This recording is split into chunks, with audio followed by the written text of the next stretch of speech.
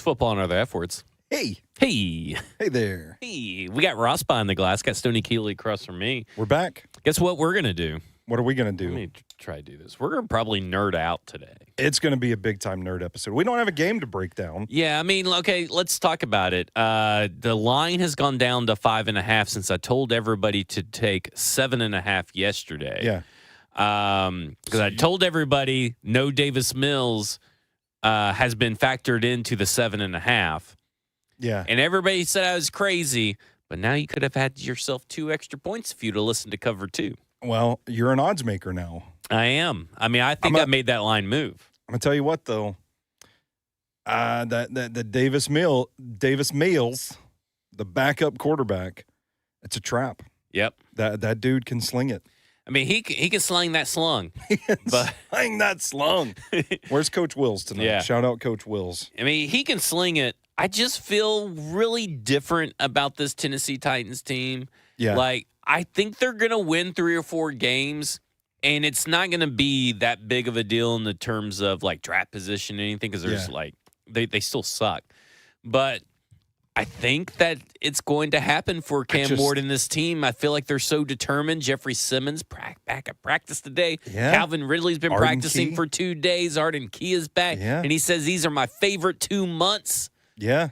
And I don't know. Just feeling pretty good. I want these guys to get some wins because, I think about what this season has been like to cover, and the bye week could not have come. We deserve wins. Like, me and you deserve wins. The bye week could not have come at a better time. I hope you enjoyed your time off, by the way. You almost got attacked by a lion and got your moose knuckles sent everywhere on Facebook. A bear, yeah. I came face-to-face with a bear. Yeah. And, yes, my wife picked a horrible moose knuckle photo to share on Facebook. Yeah, is that going to be your all's Christmas card photo too? I hope so. I'm just going to zoom in on my decorate it with like Christmas lights and put like those fake deer antlers on it too. If you zoom in on that photo, this is way too much information. Is it? You can see. Is it worse than Jackson Slater when he was on the couch? Yes, because you can see like the outline of the tip of my extension, if you will. I'm trying to think of a safe word for I think YouTube. Extension's good. Yeah. So it is horribly embarrassing, and I pointed it out to my wife last night, and she was just like, nobody's going to look at that. And I'm like, it's the first thing I see when I look at this photo. Nobody's going to look at it. Then you put it all up on Twitter and made sure that everybody knew about your moose knuckles. So, they're going to look at it now. Yeah. And then she started laughing and was like, well, it's too late now. And I'm like, too late now. Like, all right, it's fine. But, the bear story, much scarier. But we can get into that at the end of the show if we have time. I don't even remember what I was going to say. Oh, it's been so difficult to cover this team. I can't imagine playing what it's like to be in that locker room and actually go through these experiences on the field.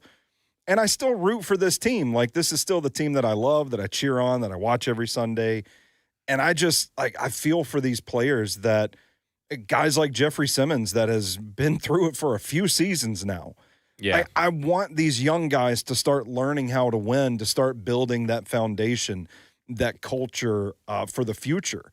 And I'm going to say something controversial because I'm already in draft mode. I don't know how I feel about this draft this spring. Like, I don't know how many true blue chippers there are going to be in this class. And right now I'm leaning towards a safety and a running back being those options. So if you fall back in the top 10, that's fine with me. I don't care. Yeah, I think people are going to, if the rumors are true, I think people are going to have to cope with the concept that Reuben Bain is not going to be a Tennessee Titan. Because they're not a big red flag company, and apparently there's some red flags. Now, we don't know what kind of red flags they are or anything. You'll have to wait. I'm sure it'll come out in the draft process at some point. And we'll be informed. I've just heard he's got a little bit of red flags.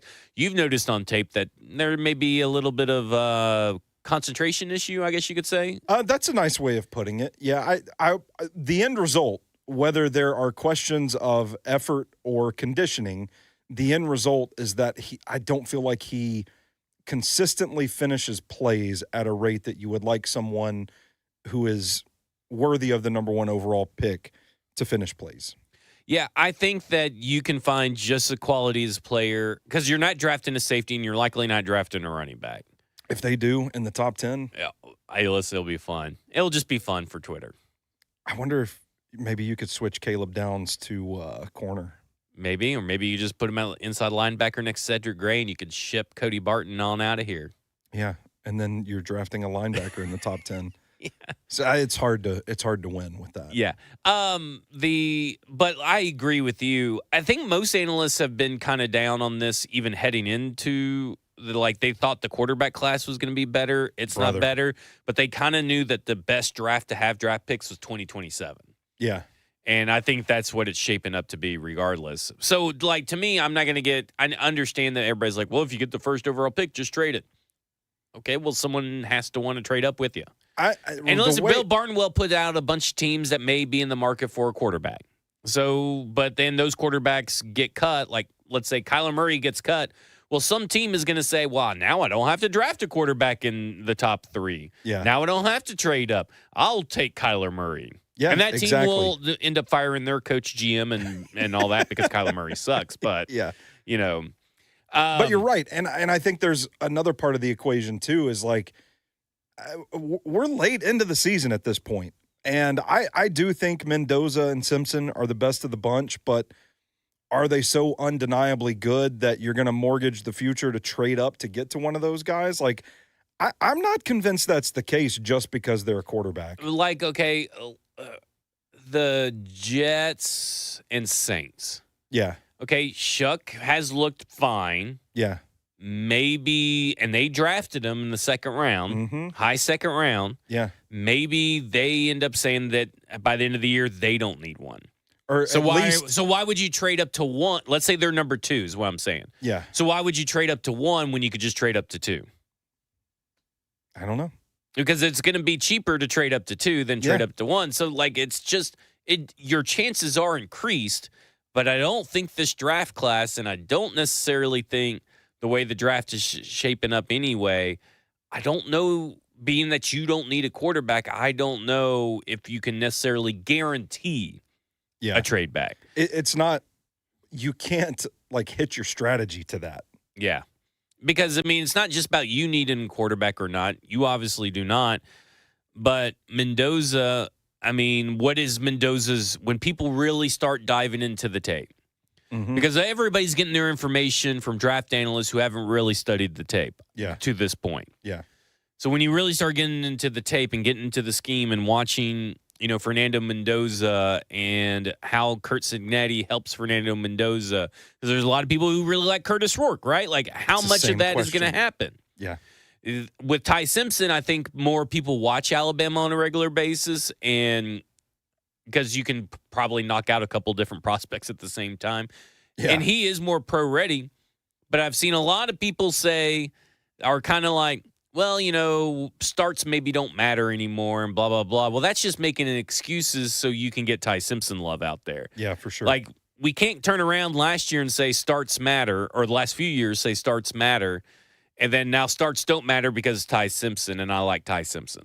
Yeah, I'm with you. And I'm not saying that one way or the other. I'm just saying there's issues with both of them, and you wonder, are people willing to mortgage a couple of picks to go up and get them if they don't really feel the heat coming from other ends? That's why you got to have a couple. You got to hope that throughout the draft process, this stays or turns into a 1 quarterback class. Yes.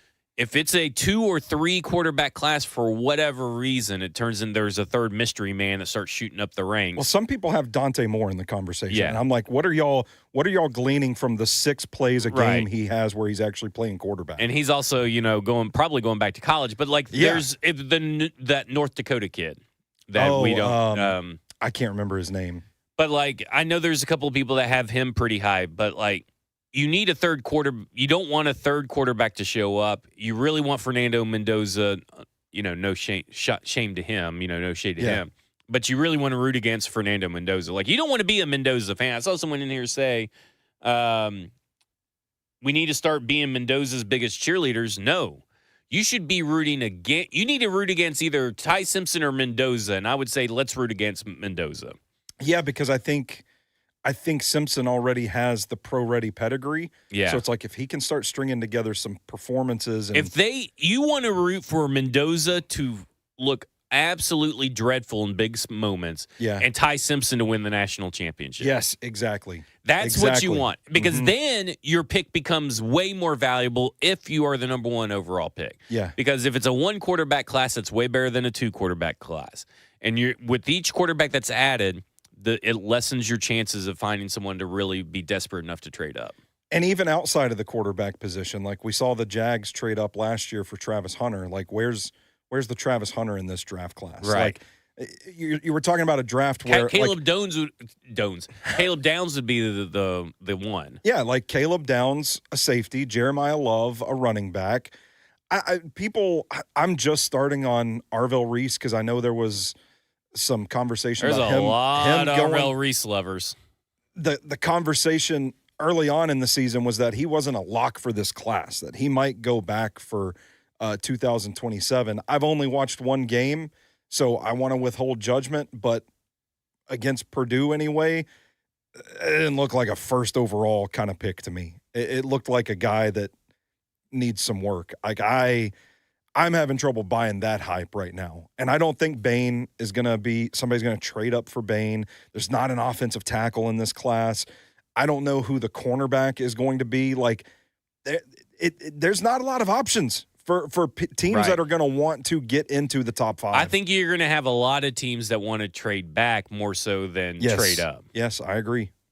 Which may be the case a lot of the time. It just seems like for the Tennessee Titans, it seems like a lot of fans just think, number one overall pick, you could trade out of that one, no problem, 100%. Well, you may not be getting a premium. Yeah. And then what's going to happen is they'll trade back for less of what you think they should get, and you guys are going to be all crybabies over it. So all of this is to say just win some games this year. Just win some games this year. Yeah. That's where I'm at anyway. Yeah, because if Mendoza and Simpson end up being the same kind of quarterback, a same level of quarterback among NFL teams, that's even worse for you, because then another team will be like, well, I pick at 2. We know the Titans are taking a quarterback, and if Cleveland decides they want to take Mendoza, we're fine with Ty Simpson. That would be awesome, by the way. If they want to take Ty Simpson, we'll be fine with Mendoza. Like, you need that one guy. That's why the Giants were so desperate to trade up for Cam Ward, because he was the one guy. He was, yeah. Having the one guy is much better than having the guy and a huge gap. Creates a sense of desperation. Yeah, you got to have that one guy. Okay, real quick. What's going on in the chat? We got an active chat tonight? A little bit active. Oh, I thought you were looking in the chat. My bad. 9-8 starts this week, fellas. There we go. Reese's Pieces squad check in. Okay. But he's kind of been also the Arville Admirals and all that kind of stuff. He's workshopping some stuff over here. Oh, that's fine. This is a great space for that sort of. Ed Henry says, I look at it as a root for Mendoza and Simpson, so they are no-brainer top 2 picks. So even if you are in the number 2 spot, there'd be interest trading up for it. That's effective. I think it could be, but again, it depends on how the quarterback market shakes out. Yeah, it's like a draft night thing where it's like if one goes number 1 overall, the other team that's in the top 10 that's like, oh, shit, well, we got to get a quarterback now. There's that sense of desperation to go get the other guy at 2. Yeah. Okay, so let's do this real quick. Top 25 free agents. Here's some ones that I thought would interest conversation. Okay. Let's be quick about these, though. Okay. Trey Hendrickson, who's turning 31, they're projecting him to have $34 million per year. No. Yeah, I'm with you. No. No. And I know fans are going to be like, well, luckily Brian Callahan is gone now, so maybe we won't get a lot of Trey Hendrickson talk.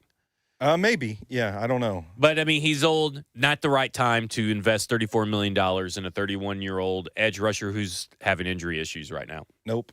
Tyler Lindenbaum. It seems to be far away. An extension is possible, but they have not been within striking distance. He's the center for the Ravens. Someone asked me today, would you cut Lloyd Cushenberry for Tyler Linderbaum? And I would say yes. I would.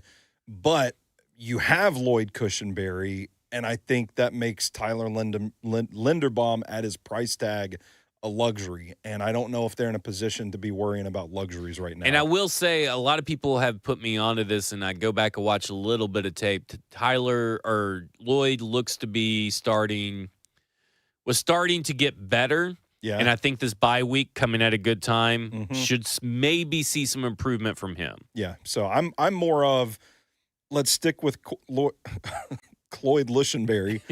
Let's stick with Lloyd Cushenberry. Get a young developmental center in the next cycle in the draft and go from there instead of getting rid of Lloyd Cushenberry and going the expensive free agent route. Because Linderbaum might be like, he's going to get a hefty payday. Yeah. He might be, at one point anyway, the best center in football. You can tell I had a week off. Sam Bruckhouse was on the Stillman Company show on the podcast on 440 Sports Network, and he said, invest in the interior and free agency, invest in the tackles, wide receivers, and cornerbacks in the draft. Yeah, I think. What do you think about that plan of attack? Rules to live by. There you go. George Pickens, if they can't handle Jarvis Brownlee Jr., they can't handle George Pickens. So. No. Breece Hall, I think, is so interesting because it is interesting. I would be all in on some Breece Hall. Yeah, that's a guy that can just flat out run the ball and still pretty young. I don't think I would hate that. Yeah.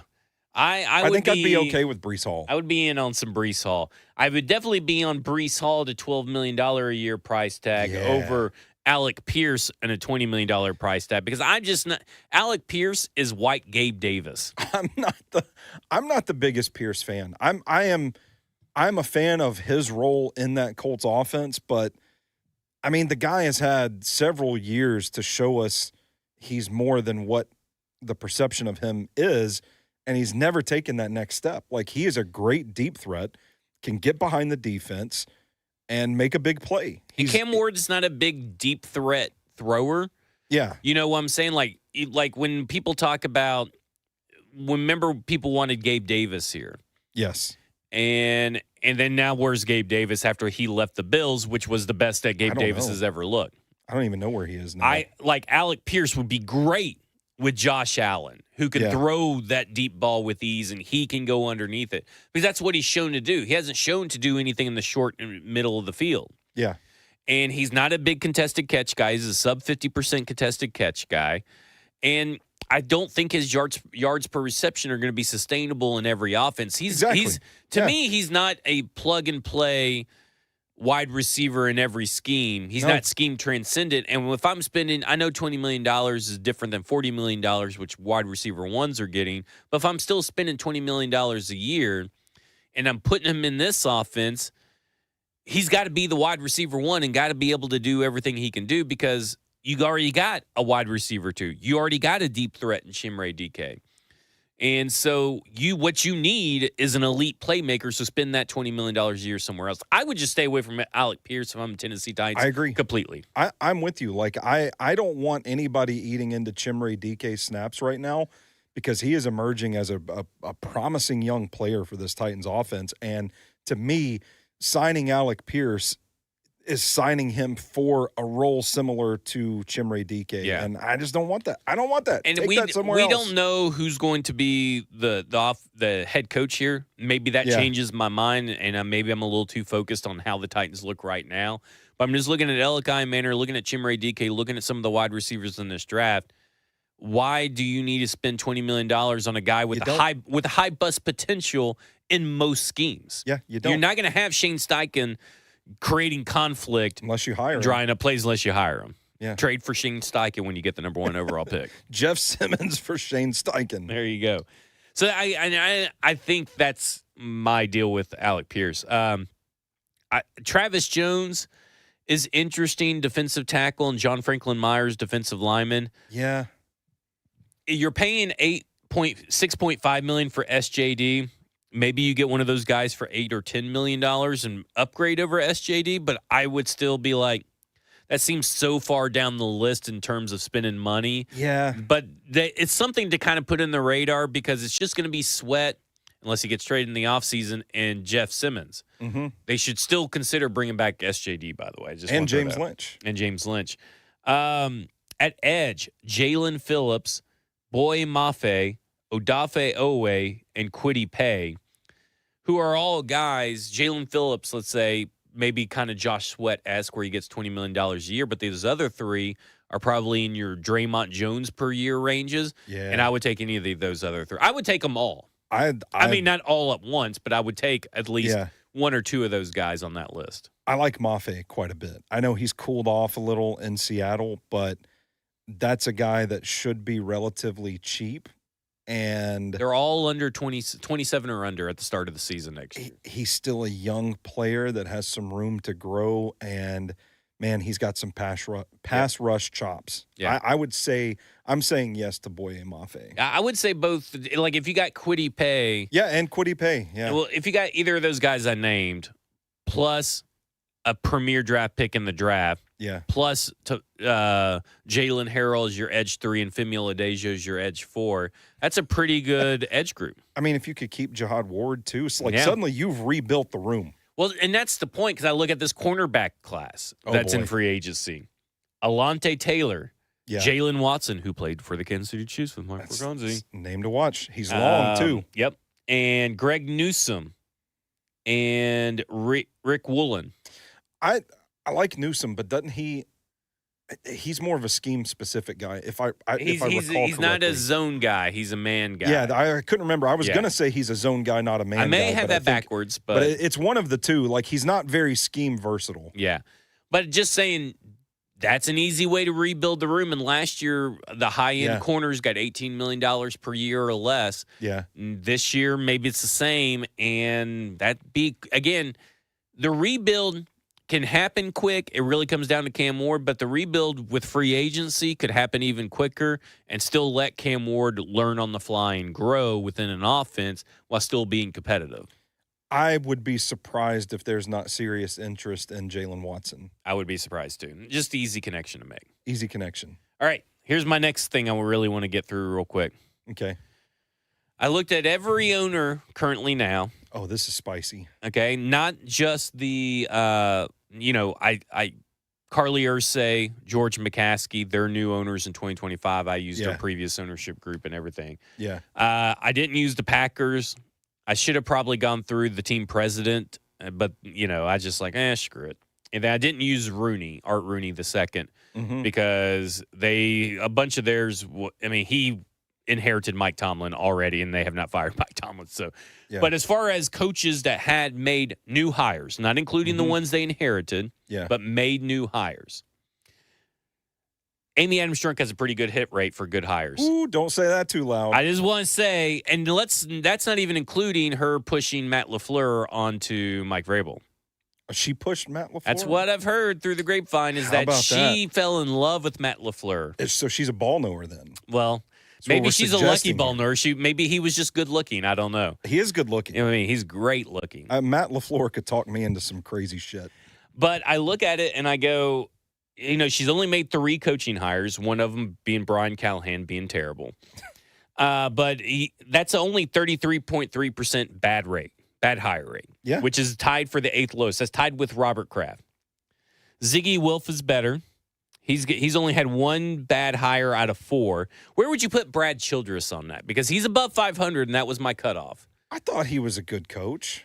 And because, obviously... It's a good hire. Because if you wanted to say Brad Childress was a bad hire, then that would turn into 50% very easily for them. I can't justify saying Brad Childress was a bad hire. Jerry Jones, everybody hates on Jerry Jones. Yeah. But that dude can hire a head coach. Well, he's only had 1 bad hit, and that was Campo, back in the 90s or 80s. I don't even know who that is. And everybody else has been above 500. Turco, you said? Campo. Oh, okay. Not Turks and Caicos. Jody Allen, Sheila Ford Hamp, Josh Harris, and Steve Bisciotti are all guys and ladies that have. Thanks for clarifying. Yeah, just in case you didn't recognize Sheila. They've all hired 1 coach, and none of them have turned out bad. Now, Josh Harris, Dan Quinn's not looking too good, but some of that could be injuries. We'll see how the Dan Quinn story writes. We gotta be patient. Yeah, but they've all had pretty good right there. Like, look at Jeffrey Lurie. Mhm. Now, he's been team president and everything and owner since 1994. He's made 5 coaching hires, 2 have been good. Or 2 have been bad. Sorry, 2 have been bad. But he's made 5 coaching hires since 1994. So there is a big difference to be able to say that, hey, Yeah. you're not allowing organizational structure to be established by hiring and firing. But I go to Clark Hunt, and I got to be very careful how I say that. Because I thought I was getting close on the radio today. But Mr. Hunt, he's made 4 hires since taking over for the Chiefs in 2006. 4 hires. 4 hires. Romeo Crennel, Mhm. Todd Haley, I remember Todd and Herm Haley. Edwards. Oh, yeah. All 3 terrible. Todd All 3 Haley was- below, I think Oof. all 3 ended up below 400 win percentage. He just happens to get pretty lucky. I'd When say so. Andy Reid gets fired at the Mhm. right time when he needs an opening, they hit it off. He hires no-brainer Andy Reid from the Eagles. Yeah. That's why I go into this big thing about the NFL. A lot of it's luck. Like It is. You could not have planned, because the history would tell us that Mr. Hunt would end up have hired a bad coach if he didn't get gift wrapped one of the best head coaches of the modern era. The precedent was set to step in his own shit. Or step in Yeah. not his own. My gosh. I'm sorry. But okay, look at this. Joel Igbonui. Yeah. John Mara, because I heard this on Buck's show, because he was talking about the Giants a better job than the Titans and all this stuff, and he talked about how well respected John Mara is and blah blah blah blah. Mm. John Mara became the controlling owner in 2005. He's hired 4 head coaches in that time because he inherited Tom Coughlin and rode Tom Coughlin for a while. So he doesn't get he gets credit in the win percentage column for Tom Coughlin, but he doesn't get credit for hiring Tom Coughlin. Just keeping him. He gets credit for not firing him. Yeah. But John Mara, 4 head coaches he's hired. None of them, after being fired by the Giants, had a record above 500. Ooh. Man, it's been some dark days. That is Ben McAdoo, Pat Shurmur, Joe Judge, and Brian Daboll. That is a But he's such a great owner, well-respected owner, and everybody hates Amy Armstrong, but she's better at hiring coaches than him. And he's been doing it for longer, by the way. That is a catastrophic run of head coaches. It gets better. Jimmy Haslam, who I think we would all agree Lord. is Oh, worse. Lord. He's worse than Amy Armstrong, no doubt. Yeah. He's had 5 head coaches hired. Now, if Stefanski does not pick it up, he should be below 500. Oh, my. Now, he's going to have to pick it up, Yeah. but Stefanski.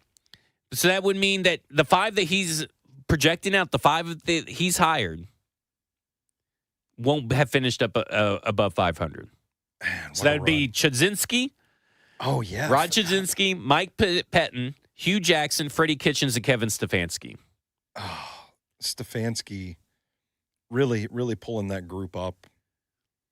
Here's the next one, the last one. Woody Johnson, who got an F- in the NFLPA owners thing that he And now he wants him to stop now doing he wants it. him to stop doing it. Yeah. Woody Johnson has hired 7 head coaches since 2000. Oh, and I forgot to write them all down, but all there's 7 of them. His best one, Al Groh, his very first hire in 2000, resigned after a winning season. The rest of the 6 all failed.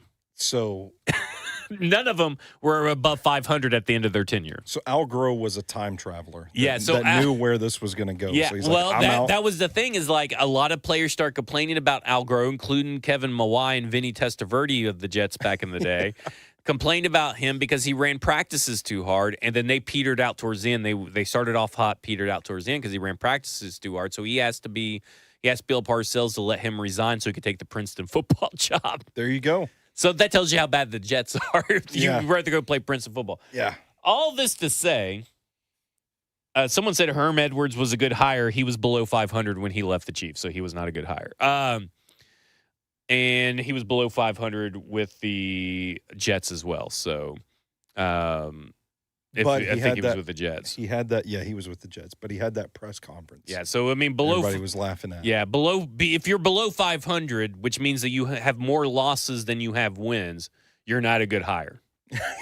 I'm just going to throw that out there. Did not win games. You did not win games. You know what I'm saying? Like, but you can be good for a short period of time, right? Yeah. Like Mike Mularkey was good for a short period of time here at Tennessee, but if you go to all of his other stops, he sucked. Well, it begs the question, Zach, do you have to win games to be good at football? I don't know. Maybe you don't. Maybe you don't have to be a good football coach to win games. Yeah. Over the course of a large sample size. Yeah. Maybe that person in the chat's right. But what I'm just saying, that's from Duck Falling, who has based his life around Buck Rising, which is probably the saddest thing you could probably ever do.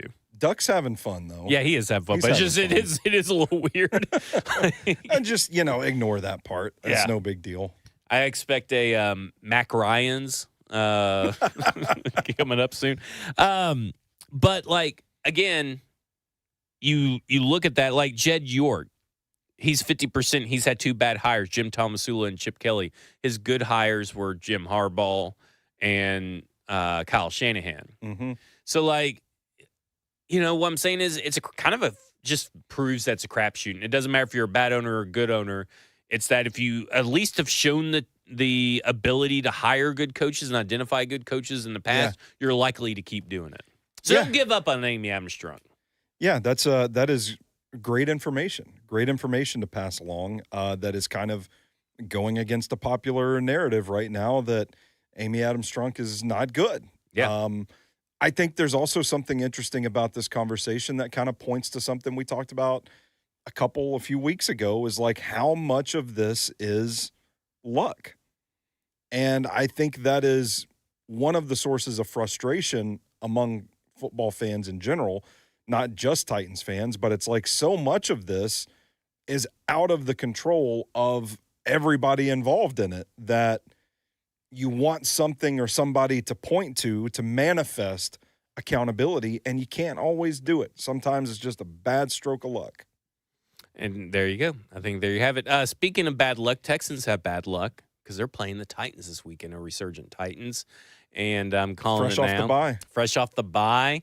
And they just are fresh off an emotional, hard-fought win against the Jacksonville Jaguars, who I don't think are as good as everybody thinks they are. I'm with you. But I'm just saying, I'm not saying that they're going to win. I'm putting money down that they'll win. I'm not saying that I'm fully invested that they're going to win, but I'm definitely glad I put money down on the plus 7.5. I think it's an overreaction. I don't think Davis Mills is your everyday run-of-the-mill kind of backup quarterback. I think the dude can sling it. And he had 292 yards last week? Yeah, but this offensive line is not good. No, but I don't know. Who's rushing the passer? Are you just going to take a gargantuan effort from Jeffrey Simmons? Is he even, is he back? I don't know. We'll see. So, you don't even need Jeffrey Simmons right now. You should have traded him at the trade deadline. Look at what they did without him. I don't know if they can capitalize on the matchup, and I think people are overreacting to. Well, I'm the only person reacting this You're way. You're the only person that knows there's a game on Sunday. Yeah. And the one guy that came in with professional betting money and put money down on the Titans. Yeah. I could see it. That's not what I'm saying. Yeah. But I still fear this pass rush and this defense against this offense that is still kind of trying to find its footing and build a little momentum. Now, I'll say this. If they can pull this off on Sunday. Well, don't expect them to win another game because this will be too emotional for them. Against this, and historical precedent, they steal a few from the Texans regardless of what the records are. I think they did last year. Yeah, I mean, there could be a little witch in the woods magic going on here, but I just okay. Look at it this way: if you don't have to rely on defensive and special teams touchdowns and fluke touchdowns, like if Cam Ward goes out there and they win the game with 250 yards passing, 2 touchdowns, 0 interceptions, and maybe a rushing touchdown by Tony Pollard. Don't let Cam Ward get hot. Don't let him get that confidence. Because once he realizes, like, people talk about this all the time, when you get that first win because of something that you actually, put forth. Yeah. The Arizona win was very fluky, right? Like, They should not have won that game. Yeah. But once you get that first win, it like clicks as like, oh, I can do this. And once you start, and Cam Ward is going to be dangerous with that attitude. This is maybe even more unhinged. I'm more interested in talking about the week after against Seattle. No, I'm not. We're definitely not there talking about Seattle because they're going to get whipped. It's a non-conference game. They're going to sleep on the Titans. Well, I mean, if you can do the Texans game, then do Seattle. If you win the Texans game, then let's be excited about Seattle. Okay. All right. I think it's going to look like that Vikings game last year. Maybe that's just because Sam Darnold's the quarterback, but I feel like it was the same vibe going into that game. They were just going to kill us. And it actually ended up being a more competitive effort than we thought. But could be wrong. Yeah, because it's not a meaningful game whatsoever for Seattle. Yeah, maybe. And it's not going to be at 325, so that's good for us. There you go. All right. Just saying. Oh, is it time? I think it's time to nerd out. We about to keep Ross here for 3 more hours? Yeah, where do you want to Where go are we in the nerd coaching ball out? next year, boys? Yeah. Because here's the thing. We've been reading a lot of books lately. We love reading books. Okay, I've not been doing that. Yeah, you haven't. We got to let Ross borrow them. Yeah. He can just come and sit here on the couch and we'll just round table this shit. But been reading a lot of books lately. And there's just a lot of stuff that when you read it, and I was talking about this with Blaine, and there's a lot of stuff when you read it when you're like, do you think this is how it was taught at the Tennessee Titans? Do you think this is how it maybe even taught at the college level? Do you think it's like, because I'm looking at this stuff, I'm reading these books by Bobby Peters, who's the guy that writes Anchor Points? Cody Alexander. And then Alexander. Dub Maddox. Dub Maddox. Like, we're reading these. The R4 These system. are like, how did Sean McAvoy, quarterback coach Sean McAvoy, who hates the drill, that they have Cam Ward do it, how did he put it? Like, when we were deciphering what order we should read the Dub Maddox books? I don't remember. I'd have to check my phone. Oh. Yeah, man, terrible memory. You'd be a terrible coach. It is. Well, I don't know what it's something about the because we were talking about the order, but he said something like, unless you want to be the offensive coordinator for TSU, you don't need to, start this book in that way. Yeah. Oh, here it goes. He would start with this book called What is Open, then read Capology if you feel like you're wanting to jump down the rabbit hole. If you're thinking these are a little deeper, denser than I was looking for, I just want to read about football and not apply for the OC job at Tennessee State next year, you could just read Capology. That's it, yeah. Yeah. So, like, but I'm reading these books, reading how these coaches, these schemes, how to build, specifically Anchor Points, is how to build a defense from the ground up. Defensive fronts. From the front out. Because there's not a lot about coverage in that book. Yeah. It's the big, meaty men slapping meat. Right. And pass rush lanes and run fits and all that kind of stuff. Belly keys. And I'm thinking, I think we could do it. I think we could take a UFL team. I think so, too. I think it could be like, because I started reading the From Headset to Helmet from Dub Maddox, and it's like, just keep it simple. Like, why? I mean, like, when you're starting out, just keep it simple. And I feel like these coaches don't do that. Yeah, I don't know how I would be as a play caller, but I think at the very least we could assemble a knowledgeable staff. I don't know. Are you going to call the plays on offense? I'm more of a defensive guy. Are you? You're going to call? Are you a get defensive Ross. guy? Ross Ross can will be offensive coordinator. We got to teach him how to read first. He's got to be able to read. We're doing signals, boys. There we go. I mean, I can do whatever y'all need me to do, and we can. I think we could make an honest effort at it. I'll say that we could turn around like an FCS school. But also, like, these books are out there, and I wonder. And I'm not. Maybe they need to create. We've kind of joked about this and need to create a new position, reading analyst. Yeah. And where they just read the books and then relay the information on a tablet to the coach, like, hey, did you know that over in Chicago that when they do a progression read off of the missile and H-post passing concepts, that versus man, they have two different sets of reads for man and zone. Yeah. So if you got man, you're going to the number 2 slant route, the number 1 drive route versus zone. If your quarterback identifies zone, he's going to the running back flat first, the corner route, and number 3 shallow. Should we start doing that? Seems like a good thing to do for our quarterback. Brian Callahan would probably fire you and kick you out, but because that's too helpful. But I do wonder, like, when you read these books, I mean, are they not reading? Like, are they not furthering? Well, and it's like this. If you are training in car business, there's so many different cars that you see because you take cars in on trade. Yeah. So you have to learn how they work. And then you have new technology that comes in. So you have to be up on that. You have to be up on your warranties. Like, it feels like some coaches, and not just the Tennessee Titans, but some coaches across the NFL stay too stagnant. Absolutely. Yeah, I think there's still a little bit of that good old boy nature to the coaching ranks in the NFL, and I think that you see guys. I mean, even like before Brian Callahan with Mike Vrabel, one of the biggest criticisms of him and his staff was the stubbornness with the offensive coordinator position, and I still think that's a problem across the NFL where guys think this has worked for so long, it's going to keep working. We just need to keep running it and executing it. And I think one thing that Cody Alexander points out in Anchor Points that I think is really interesting is how the college game has evolved, what today's player is like. You have to take those things into consideration and maybe meet those guys halfway, tailor your scheme to some of the things that they did, so that it's easier for them to transition from college to the NFL. And I think that's the secret sauce that, we see like in Andy Reid's offense with the Chiefs.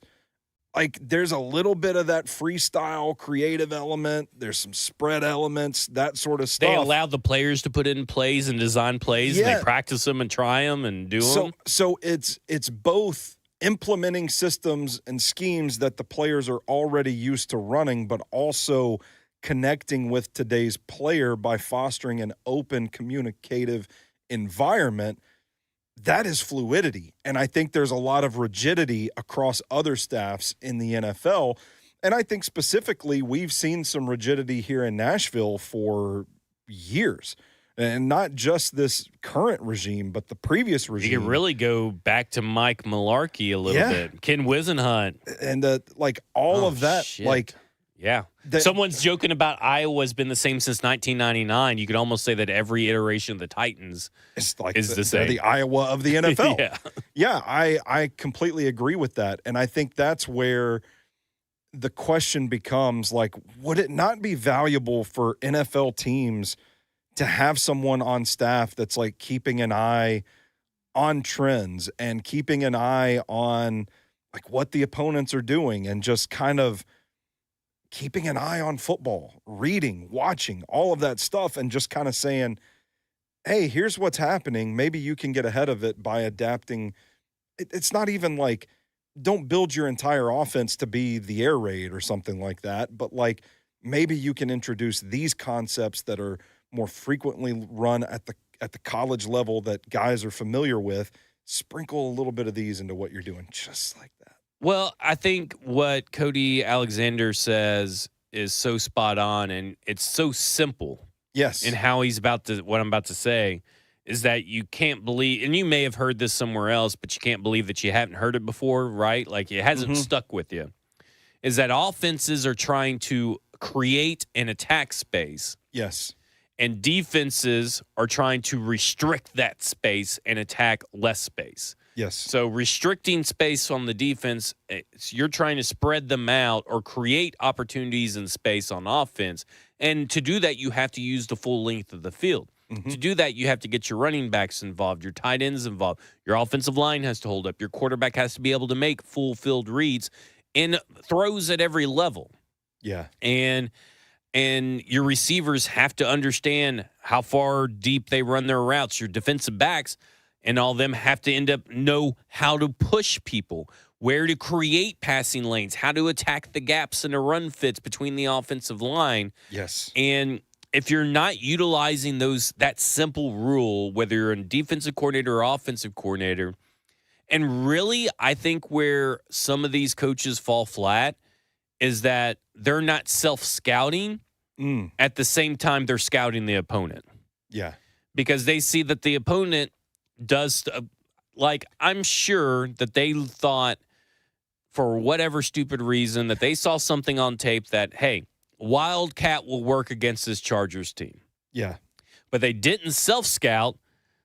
I thought McCoy said something like that. Yeah, Like we thought we could do it against this opponent or something. Well, it's something like that. But what I'm saying is, but they didn't do enough self-scouting. Yeah. To properly assess that they could execute. They execute it. Yeah.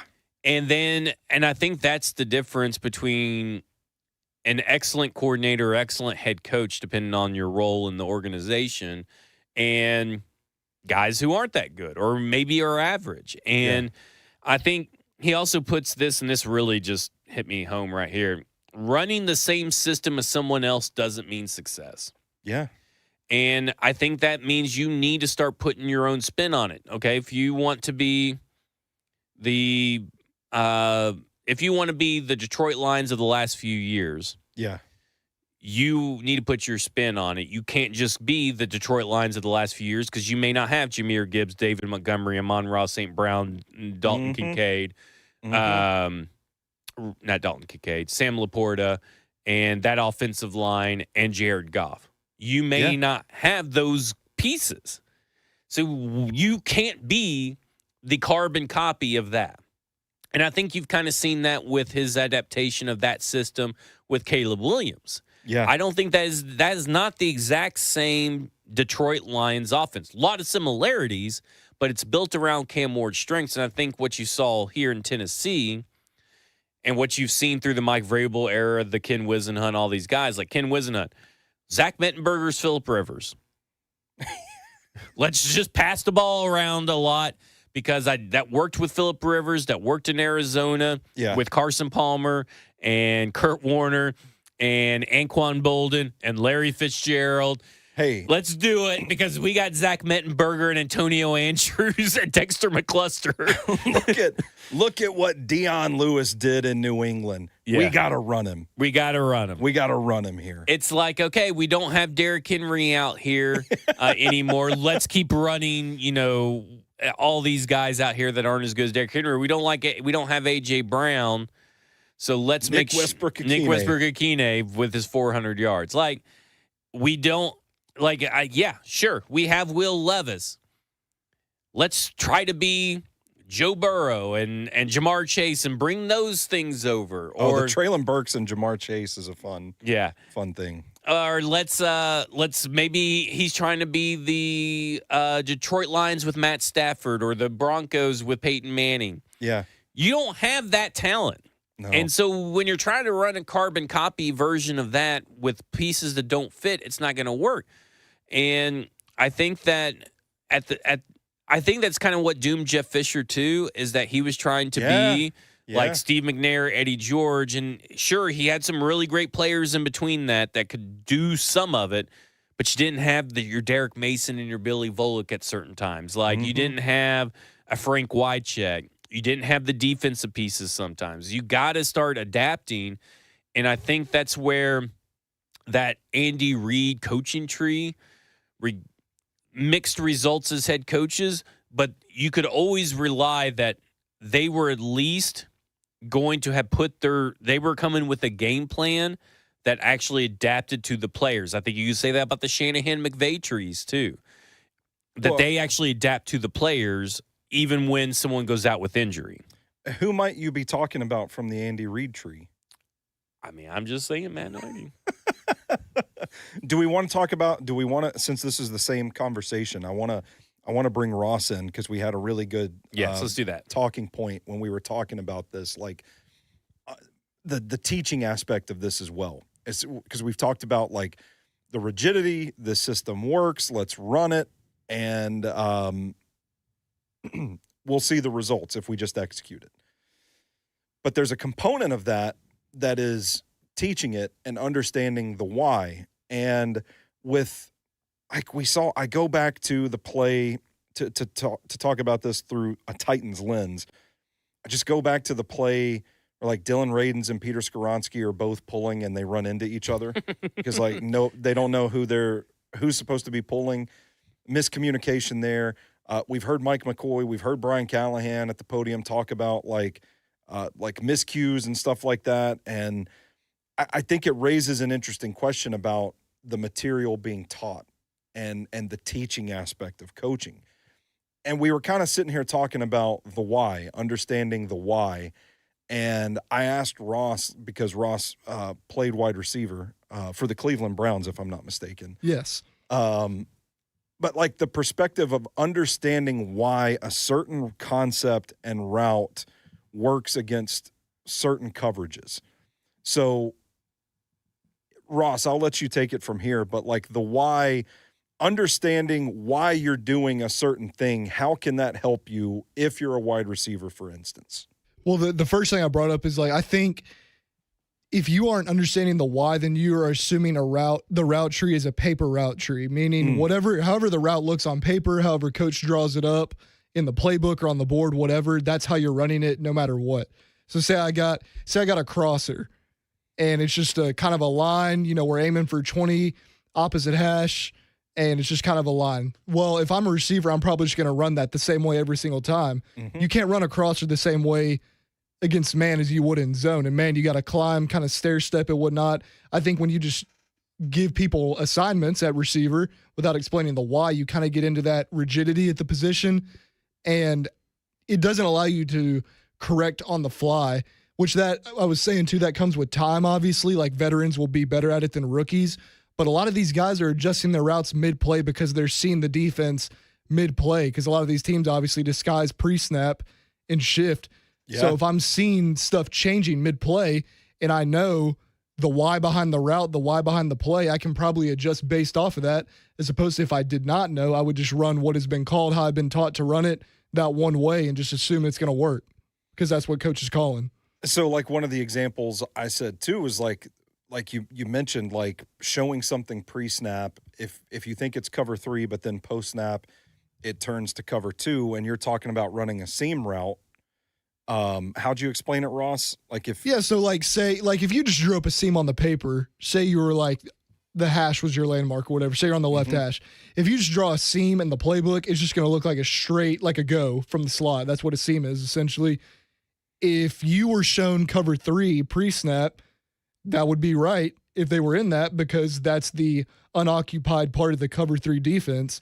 However, a lot of teams will rotate out of that. So say they rotate to cover 2, you'd want to bend that into the middle to split the safeties, because the safeties is going to be dropping kind of around the hash in cover 2. And so that was one of those we were talking about. Like if you don't know the why behind that and how to adjust that, then you're just going to assume that paper, that straight up seam route is going to work, and it wouldn't in that situation. So why he's going to be our offensive coordinator. Yep. Or at least, at the very least, wide receivers coach, depending on his reading level. Do y'all remember that? I forget if it was Chargers or the home game before, but Ellick had like a post. I think we texted about it, Zach and Joseph in that chat, but like Ellick had a post and Cam threw it quick on him, and he wasn't even like out of his break or didn't have his head turned around. I think that was one of those examples right there, because Ellick looked like he was running a corner post, which is very common, by the way, but he already had whoever the corner was on his outside. You already have the leverage you need. There's no need to sell that route like he was trying to sell it. You've got inside leverage, so you don't even need to give that much of a shake at the top of your route. You can kind of just go. And I think Cam saw that and was kind of expecting him to just go ahead and break in on his post. That's why he put it on him, and Ellick obviously not ready.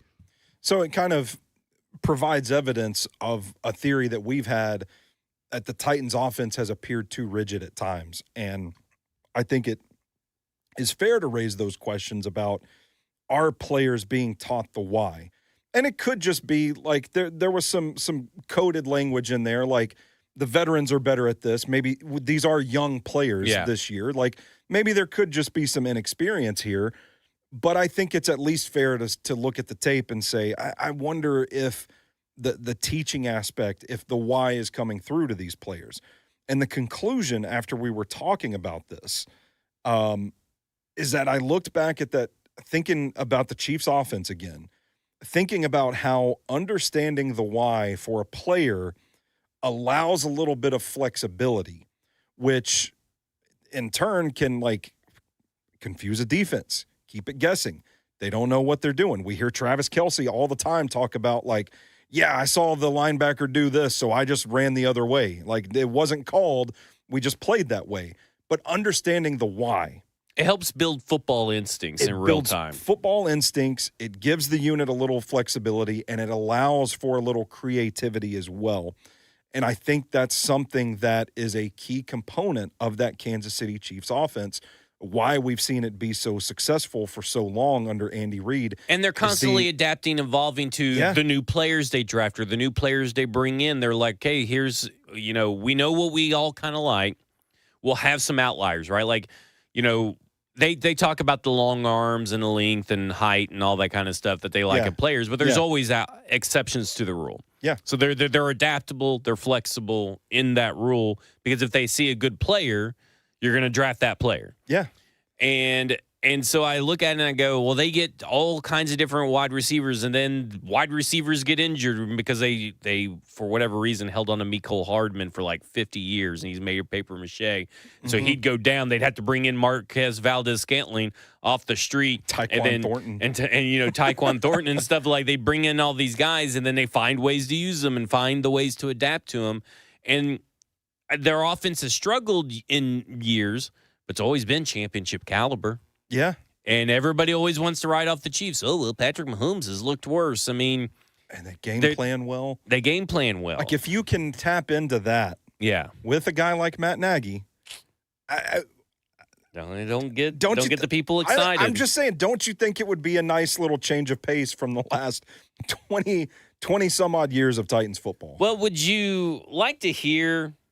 So I read this book. Oh, boy. Another book. I read this book. We're moving on from Anchor Points by Cody Alexander. Great book. There's be more that we'll touch on, I'm sure, throughout the year on Anchor Points. Some stuff. Got a lot of reading in on your bye week, it appears. I did. I finished this 2018 Chicago Bears book before I even landed in Atlanta. It is 400 pages, by the way. So I was cruising through the Chicago Bears thing, and that's why I use this so I could always come back at a little iPad, make notes. But Bobby Peters has been breaking down and writing books on offenses for a while now. Yeah. He goes through every offensive play. He charts them or every type of style. He'll put down success rates, how many yards they gain, blah, blah, blah, blah, blah. Talks through all kinds of the introduction about how, what he feels from this offense, what worked well, what didn't work well. Talks all about the good, the bad, the ugly. Yeah. And he said, studying the Chicago Bears offense in 2018, which is Mitch Trubisky's second year, Matt Nagy's first year. That's what they're out there. Has been an authentic look into installing and game planning a new system with a young and most notably inexperienced quarterback. If you have coached football on any level, you know that this isn't always the case as far as having a dream scenario. By no means did the Bears struggle offensively, though the Bears ranked 9th in points for the 2018 season. People forget that. If you have a young quarterback who needs to learn on the job, studying the 2018 Chicago Bears will give you plenty of insight as to one of the brightest minds in football did at the highest level. I think the Titans happen to have a young quarterback that needs to learn on the job. Matt Nagy tailored his game plans to help Trubisky. In the games where he struggled, Nagy adapted his play calling on the fly to keep the offense moving. He called these his get right plays, or get back right, or get right back, whatever plays. I have to go find those in a different note. A good example of this is in Week 14, Nagy shifted his game plan to feature more RPOs as the game went on. The offense moved the ball and was able to score big touchdowns later on in the game. This is the year they went 12-4, by the way. And what was interesting about this, because this is where, we kind of get in the weeds and we get a little bit more horny than other people over this. But the Bears use motion to help identify coverage for their quarterback, as well as change up the appearance of each concept initially. They don't show motion in any of these plays that he's drawn because he says they've used them so much and in multiple ways in each concept that it was just too much to diagram. As far as it would flood the page with lines there, and that's because they use it so much, frequently and diversely, in multiple ways on every play and every passing concept. and every Oh. rushing concept. Yeah. And the Bears mixed and matched their personnel groupings throughout the season, so they never stayed stagnant in the personnel groupings. This rang more true towards the end of the season with a healthy Adam Shaheen and Taquan Mizell, who's a running back, getting more playing time. Adam Shaheen was tight end. During the Week 15 matchup with the Green Bay, Nagy used 31, that's 3 running backs and 1 tight end, and 32 personnel quite often, 3 running backs and 2 tight ends. I'm about to Red Hulk. You're about to Red Hulk all over here. 32 personnel? 32 personnel. He would have Cohen, Howard, and Mizzle on the field at the same time. And, I mean, like, quick game concepts were very efficient for the Bears of 2018. These concepts seemed to be more comfortable for Trubisky over the course of the season. I mean, and if you start looking, if you want to go a little bit further, okay, and you want to put on a little bit more of a conspiracy theory hat. Okay, here we go. Okay. Are we about to unleash upon the world what I think? Well, maybe. So we talked about how we kind of feel that they put the coach before Mike Bergonzi didn't look at this quarterback class before he really got the job because he didn't. They didn't need one in Kansas City. They didn't need one in Kansas City. So he wasn't as further up to date on his film study. So they kept Brian Callahan. Then they fell in love with Cam Ward. And then they go through this draft process. And there's a lot of similarities to skill set players on this Bears team that are skill set players for the players that they drafted. Yeah. Alec Iamaner, Allen Robinson. Similar size, similar skill set, similar speed. I would say Alec Iamaner is a little bit more athletic, like most people in their counterparts. Taylor Gabriel, super speed guy. Chimere Dike, super speed guy. Both are returners as well. Khalil Mullins. That kind of reminds me of a little bit of an undrafted free agent named Jordan Howard. Stylistically speaking, sure. You have Tajay Spears and Tariq Cohen. Yeah. Now, I know Tajay Spears is not a Mike Bergonzi thing, but they've made a very concerted effort to try to get Tajay Spears more involved. Recently. Absolutely. Gunnar Helm and Trey Burton.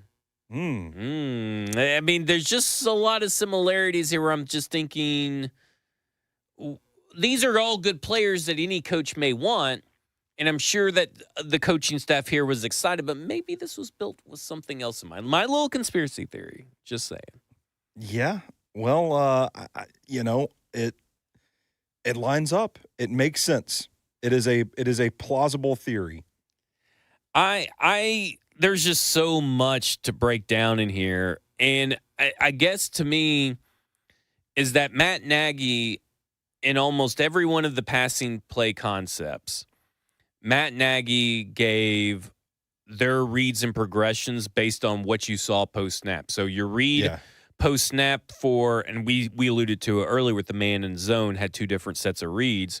Is like, okay, your zone read or your man read is the number 2 and the number 1 in that order. So it's your number 2, number 1. It's not outside, inside. It is number 2, number 1. And those may be both outside in that particular play. But if it's zone, if you snap the ball and you see zone, well, bam, I'm going right to the running back flat. Yeah. I'm not going anywhere else. I'm going to the running back flat. And if that guy's open, then I got to trust my guy to make it. And that was one of the things that they do is you trust the guys to make the plays once they've got the ball in their hand. Wait, so sorry to cut you off. Are you saying they had like one read plays, like we're just going here no matter what? Well, no, that had 3 progression reads. So if that running back was obviously covered or had someone following him like a spy, you may not throw it there. But more often than not, they kind of just, if it was man, in this particular play, it was the missile concept. If it was man, you go to the number 2, then the number 1. I'd have to go back and find what those actual definitions were for that one because it gave us the actual definitions of what those routes were. And then if it was zone, it was the other 3 people pass catchers. So you had 2 sets of pass catchers up here. Then you had the running back flat, and then you had the number 3 and then someone else. I can't remember what the other one was. And those were your progression reads against zone for one play. Good. So, just making sure. So, but that kind of coincides with this idea of fluidity. Oh, here we go. It's a much more fluid offense. Here, I don't mean to give this away for free, but you could zoom in. So this is the play right here. They're just going to see a white screen. That's fine. And it's the so this is the missile and H-post diagrams. And so they have 3 plays that they run with the missile and hashtag and H-post. And versus man, you go to the number 2 slant route, number 1 drive route. In zone, you go to the running back flat, the corner route, then the number 3 shallow. So that's where they did with that. That's different. And on other stuff, he would do things like so the quarterback read was throw number 2 on the slot fade versus single high man. This is for slot fade stick X-holes. So if it's single high man coverage, you go to throw number 2 on the slot fade. If it was a versus cushion matchup or cover 2, you go to throw number 3 on the hitch and the whip. And if you go to the read hole to swing versus zone and man and under 2 deep. So, like, you had progressions based on what you saw post-snap. Sometimes what you saw pre-snap. It wasn't just this play's always going to be high to low or left to right or outside to inside. Or even 1 to 3. Against all defenses. You actually had to diagnose, and then you had your outs. I'm curious, though, just to play devil's advocate here, because we are talking about this being a fluid, flexible, ultimately pretty good, interesting thing, at least.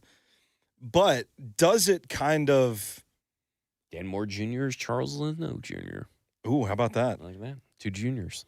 Does it put That's a for little Team more Ramrod. stress on the quarterback to diagnose and recognize the coverage right away before even getting to his first read? Like, is it adding a step, potentially complicating a play for a quarterback that is not experienced enough to handle that? Depending on the quarterback, but would you have said Mitch Trubisky was experienced enough to handle it going into this? I would not have. Okay, so then wouldn't you say that Matt Nagy knows what he's doing? I would say mean, like, so. you know what I'm saying? Like, I get that you're playing devil's advocate, but also it's like he obviously figured out and functioned with Mitch Trubisky and was able to do these things with Mitch Trubisky. Mm-hmm. And he gave him the cheat codes. Because Yeah. these to me feel like a little bit like cheat codes. I heard cheat Codes. Cheat codes. Like here's one just for a lot of plays. Oh, Dragon. They love playing the Dragon passing concept. They were very successful on that. But like a quarterback read, you work all slants, sticks, slot fades, side versus the 2 high safeties and work the Dragon side versus single high safety. Like if you see 2 high safety, you work the slant, stick, and slots over here. And see that's single not- high, you work the Dragon side. And that's not some like overly complicated thing that No. like Cam Ward will have never seen before.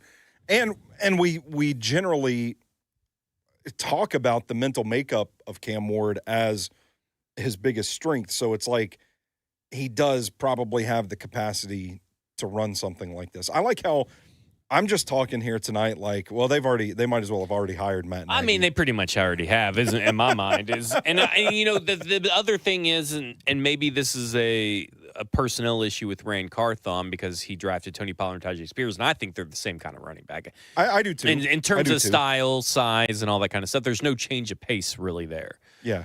Besides, the only difference between the two is explosiveness. The only difference between the two is Tajay Spears ain't got no knees. Yeah. But I look at it and I go, I'm reading this is like with Jordan Howard and Tariq Cohen, 2 entirely different running backs. Yeah. One's north-south, one you want to get on the edges and utilize their speed. But it wasn't just, we got this little small shifty guy, we're only going to use him on 3rd downs and we're only going to pass to him. Yeah.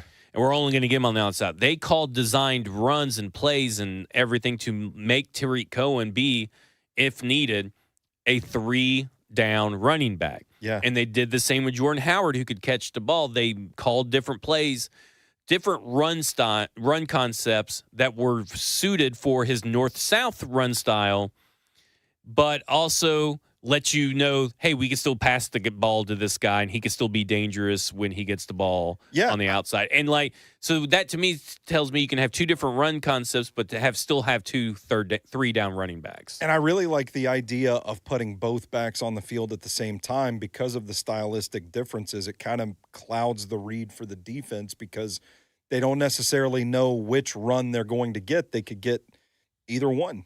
So it's another way to kind of disguise what you're doing. and not tipping your hand just by the personnel alone. And I think that's the thing. Everybody, I mean, there's a lot of people that are just so out on Matt Nagy, and I don't think they know why other than he got fired. Well, that's the stigma, right? Is that, it didn't end well in Chicago. But I don't know. I put myself back during that time, and I remember even then thinking, like, wow, they're firing Nagy already? It's not – he wasn't that bad. And I don't know. I told you before we started recording. And like, can we just say this about Justin Fields? I mean, how many yards did he throw last week? 45 yards. Yeah. And he's gone through a ton of different offensive coordinators and a ton of different head coaches, and nobody's been able to lock Justin Fields right now. Do we really want to say that was a Matt Nagy issue? It might be over for Fields. I mean, at this point, like, as we say that, by the way, I think the Jets are driving. Oh, good. Yeah. but this point still stands. Yeah. So I don't know. I told you before we started recording, like, I want to go back and read, like, what was some of the rationale for firing Matt Nagy, because it just kind of felt like a panic thing, like one of those situations where, like, there was no patience, so maybe there was something going on behind the scenes, some friction, that sort of thing. I don't know, because the nuclear reaction, the nuclear opposition to the idea of Matt Nagy coaching the Tennessee Titans does surprise me quite a bit. And I'd say this, Curtis says, no, I'm out on him because he failed all quarterbacks not named Mahomes, but he's mad. I'm sure he's grown up some. I mean, he failed Mitch Trubisky and Justin Fields, who succeeded with him. Well, but did he fail Trubisky? I don't think he failed Trubisky. I mean, if you start looking at this, maybe the organization around him failed Mitch Trubisky, not necessarily Matt Nagy. Yeah, I don't know, man. Because, I mean, what Mitch Trubisky has proven is that he's a backup. Yeah. So you're asking him, and by the way, Matt Nagy was 12-4. He's above 500 with Mitch Trubisky and Justin Fields as his quarterback, above 500. So I don't know if he necessarily failed them. What he will tell you he failed at was keeping the same momentum and building a strong culture when new free agents came in. Yeah. He did fail at that. He understands that he failed at that. But as far as failing the quarterback, I mean, you can go through and look at how he just took Mitch Trubisky 12-4 after they went, like 5 wins the year before with Mitch Trubisky? Yeah. Mitch Trubisky just stinks. He's a backup quarterback. Yeah. Like Justin Fields is likely just a backup quarterback. Mm-hmm. And there's nothing wrong with that, but you can't say that Matt Nagy failed them. You can't, not all great coaches, Kevin Cobb, Andy Reid. I guess Andy Reid failed in New England because Kevin Cobb sucks. Or sorry, Philadelphia. Philadelphia, yeah. I mean, it just is not the same. I just, sometimes you just see a coach where, he captured lightning in a bottle that year in 2018, his first year with Trubisky. And then Trubisky maybe just couldn't do the rest. Yeah. After that, he couldn't take that next step. Yeah, I would agree with that. I thought you were going to go somewhere else with it. But, I mean, that 2018 season was not the only year that they won and went to the playoffs. Like, he had another playoff season, too. So I think there is also he went 12-4, 8-8, 8-8, 6-11. So didn't he go to the playoffs? Yeah, one of he those did. years? He's gone to playoffs twice. Yeah, so above 500.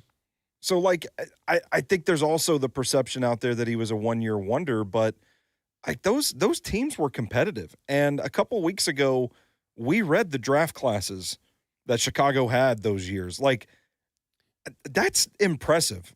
I'm sorry, maybe that's not a popular thing to say, but for him to kind of keep that thing together with duct tape during those years is they impressive to me. Such bad draft classes. And I don't know why.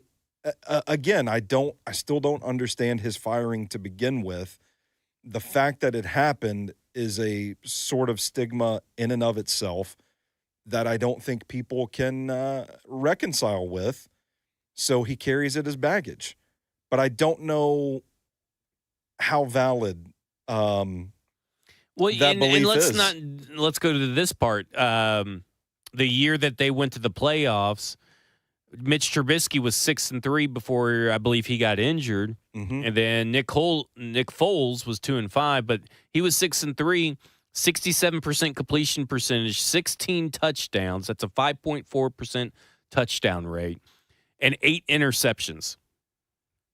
I mean, he was actually starting to have a really good year. It doesn't sound and that then he bad. got injured, and he was never the same. Yeah. Like, Mitch Trubisky had some pretty big injuries going on with him, too. So, like, Yeah. I mean, we got to understand the concept of the time is, like, I don't think Matt Nagy failed Mitch Trubisky as much as people think he does, because we've seen Mitch Trubisky just turn into a backup quarterback. Yeah. He hasn't had his Geno Smith, Sam Darnold moment. No. Well, technically, he's had his Geno Smith moments current form of Geno Smith, but he hasn't had the good Geno Smith moments. Yeah. So I don't know, man. Like, all this conversation about fluidity and the why and the creativity, that excites me. That excites me. Listen, you can always do better than Matt Nagy, maybe. I mean, I don't fault. I'll say this: I don't fault people for thinking that. Yeah. But I do fault people for thinking he's a bad coach. Yeah. Because I do not think he's a bad coach. And I think that going back to Kansas City, much like, many other quarterback coaches have done before him, that typically if you were successful in your first stop, you're going to be successful in your second stop. How much more successful? We don't know. But if you believe in Cam Ward, you could do a lot worse than Matt Nagy. Yeah. I do wonder if Mike McCarthy can adapt around Cam Ward. All my Cowboys fans who did like Mike McCarthy and didn't hope he would get fired, wanted him to stick around. He doesn't really adapt. Yeah. So if he doesn't adapt around Cam Ward and around his players, what good is that for this team? But you would say that Mike McCarthy is a better coach than Matt Nagy. But in today's NFL, you have to be adaptable and you have to be flexible. And you got to be able to adapt around Cam Ward. And is Cam Ward a lot like Dak Prescott? I wouldn't say right now he is. Can Mike McCarthy turn him into Dak Prescott? I don't know. Well, he hasn't shown. Has he shown? I love Brian Flores as much as the next guy, but who's his offensive coordinator going to be? Mike McDaniel? Or what was the guy, Chad O'Shea, down in, I think was his name? Was Who? it Chad O'Shea, I think, was the wide receivers coach over at the Patriots. I think that was his OC for a little bit. And maybe it's someone from inside the Vikings that he's met. But again, who's that going to be? At least with Matt Nagy, you know what you got. Yeah. And I do think that with his working relationship with Mike Berganzi, their understanding of what they want this team to be, It's a shared vision. I think that shared vision. So you have it built in. You don't even have to try and build it. Right. Get in the. And you got the organizational structure that you need to start doing sustained success. Yeah. You just need the players, the next thing. Yeah. So, like, for me, it's just like, I've always been a kind of a big defender of Matt Nagy. I still think that I would still choose other coaches above him, but I don't think the Titans are. And I think we got to wrap our head around that Matt Nagy is not going to be as bad as what people think. I got to say, man, I don't like the more digging I do on his offenses and the more we talk about it, like he's climbed up my board quite a bit. I mean, I'm still a big fan of Robert Saleh, but I feel like he's going to be this cycle's Ben Johnson, where it's like he's going to be selective about where he goes.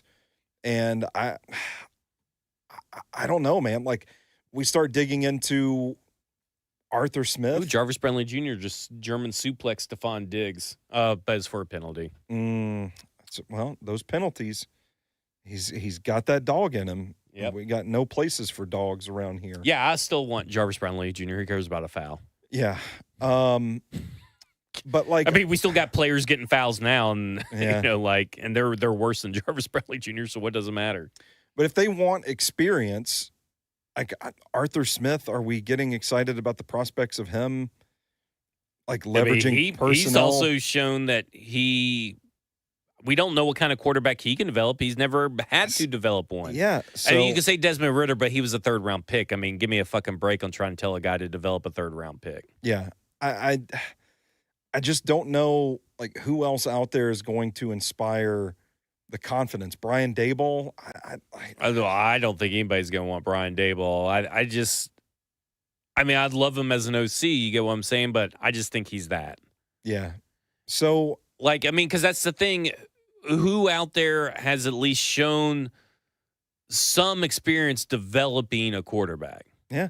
And I think that's where you circle back to Matt Nagy, and the resume actually looks pretty encouraging.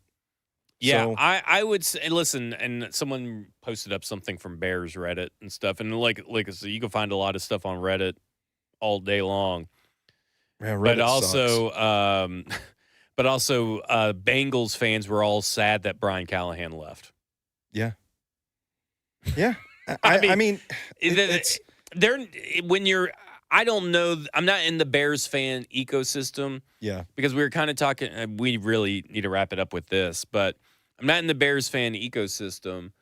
But you know, we were talking about the Packers trying to fire Matt LaFleur, and Packers fans out on Matt LaFleur because they have such high expectations Mm-hmm.